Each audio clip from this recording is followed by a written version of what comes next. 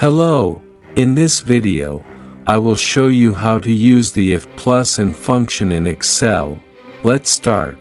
Here we have two columns of data, and we want to check whether both cells in each row are equal to a 24. For that, we will use the if function combined with the and function.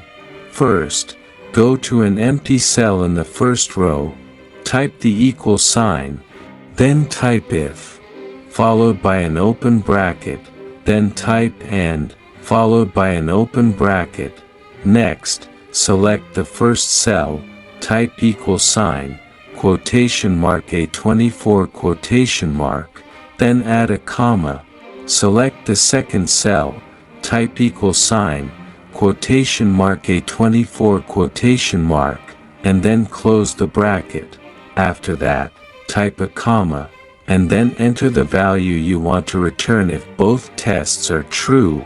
In this case, type quotation mark good quotation mark, then type another comma, and enter the value for the false result, which will be quotation mark bad quotation mark.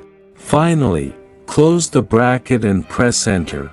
Now copy the formula down to the rest of the cells in the column. As you can see, if both cells in a row are equal to a 24, the result is good, otherwise, the result is bad. And that's it.